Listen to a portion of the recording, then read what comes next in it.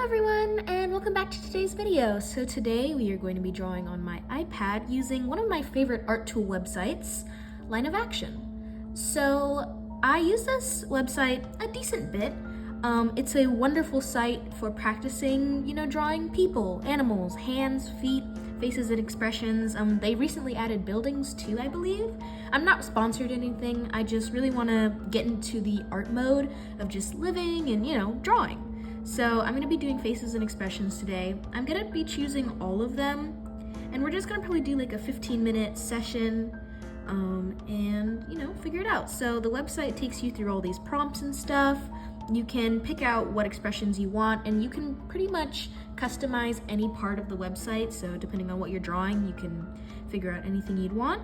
I am going to split my screen so I can have Procreate over here. If you have an Apple device, this is a very easy way for you to do so. Grab my pencil. I am using Procreate and iPad mini today. These are just my drawing tools of choice. I'm going to be using the 6B pencil, default in I believe the sketching pack. I haven't changed any settings or anything. This is just what I'm deciding to use. And yeah, we're ready to get started. So I'm just going to be using dark blue today. You guys can't see the corner of my screen, but I'm using dark blue today. It's not black. From camera's point of view, it may be black, but I just find it easier to sketch in a color. And I don't usually use a blank white canvas, so I'm going to tint this slightly, just so it's easier for me. So then I'm going to hit get drawing, and yeah.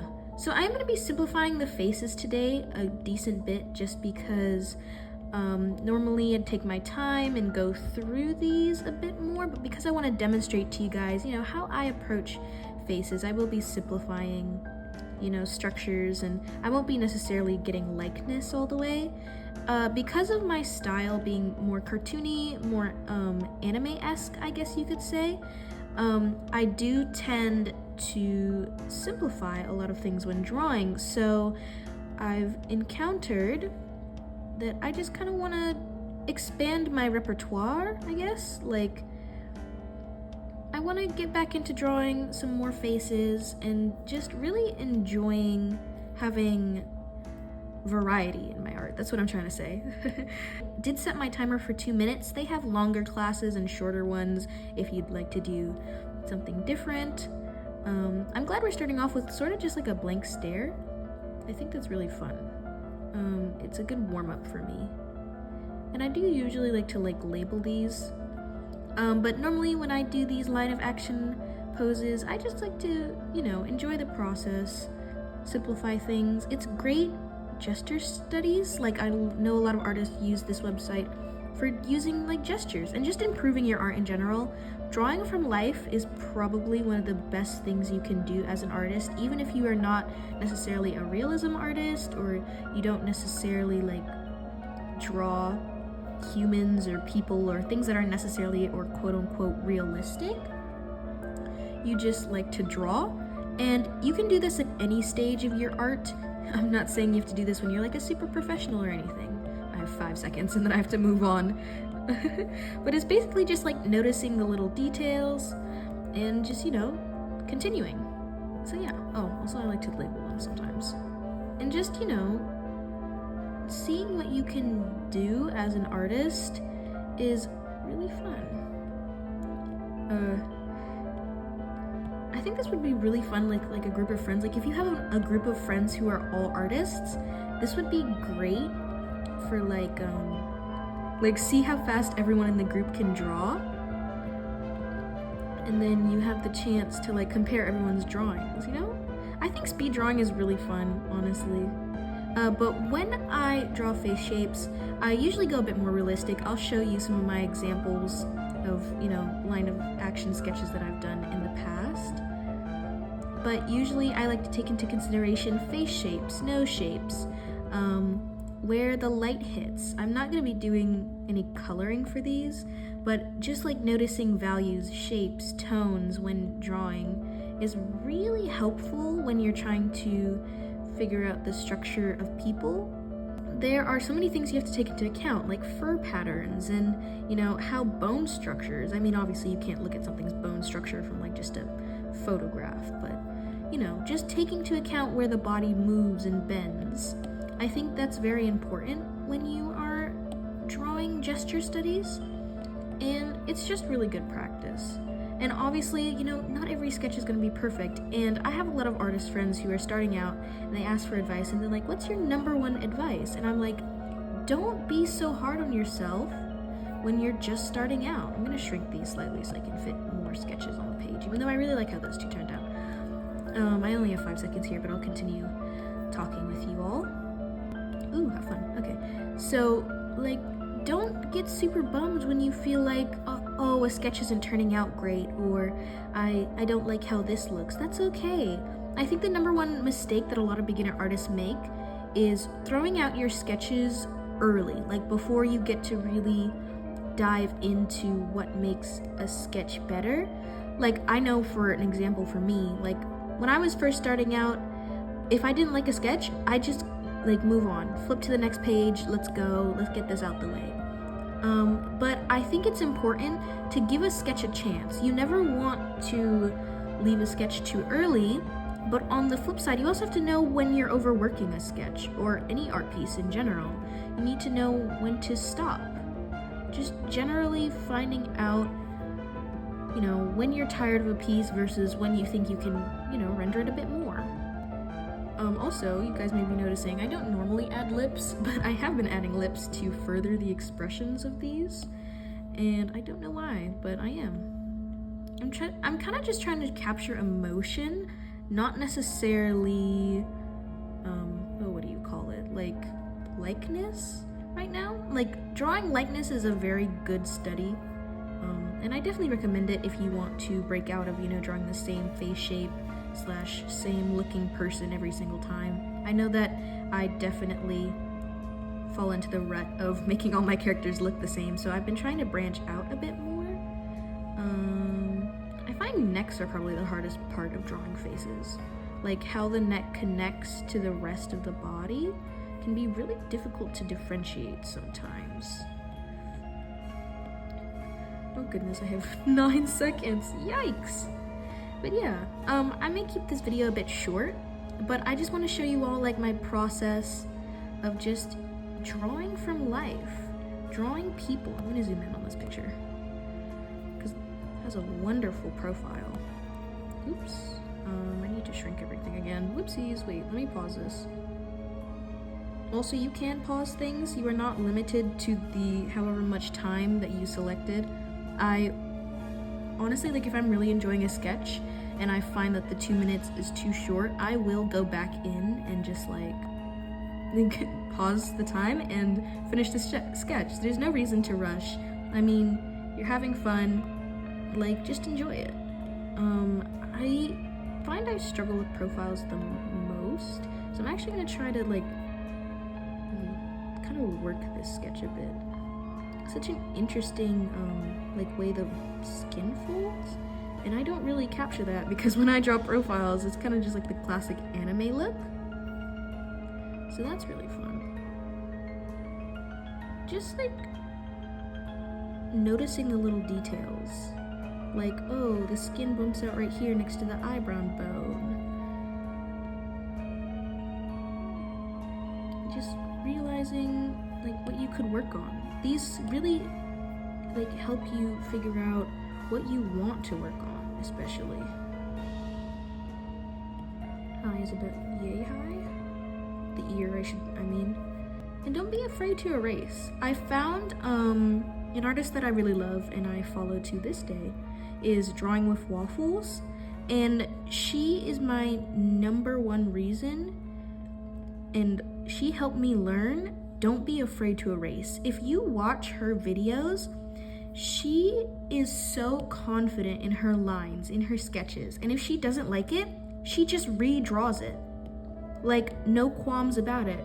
She'll be like, oh man, I really like the sketch, but the head's too big, and she'll redraw it, and it'll look exactly the same, or most times even better because she fixed the problems, and it's amazing. And she taught me that it's okay to erase.